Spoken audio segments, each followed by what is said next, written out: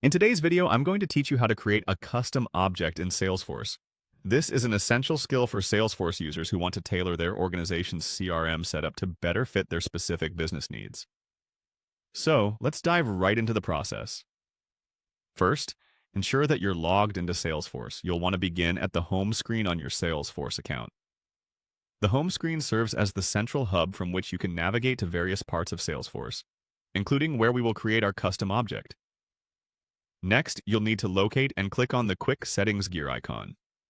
This is typically located in the upper right corner of the page.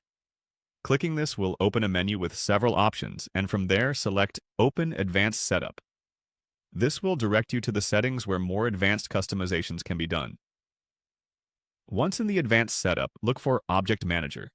It is here that Salesforce manages all objects, both standard and custom.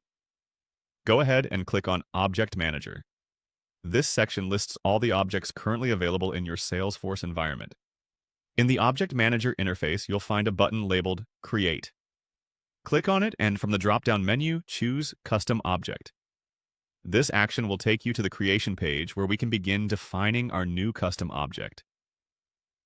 To start defining your object, type in your object's label.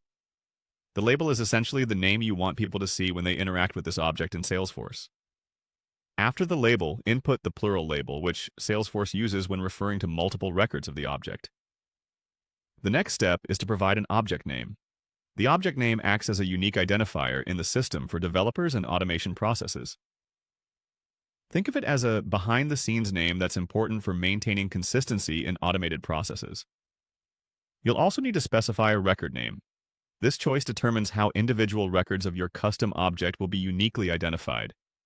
Typically, a record name can be an auto-generated number or a specially formatted field like a name. Once you've set up these identifiers, you'll need to choose a data type for your records. The data type determines the kind of information that can be captured in your records, like text, numbers, or dates. It's important to choose a data type that aligns with the nature of data you intend to store. Now, pay attention to the Optional Features section.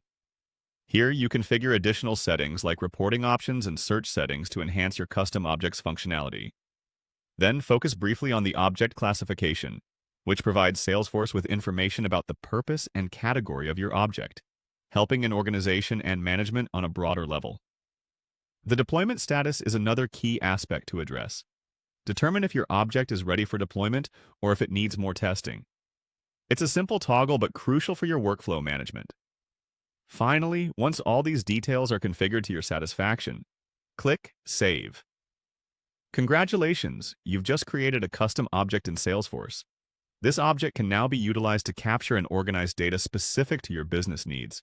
Remember, a well-structured Salesforce bus setup can significantly enhance productivity and data management within your organization.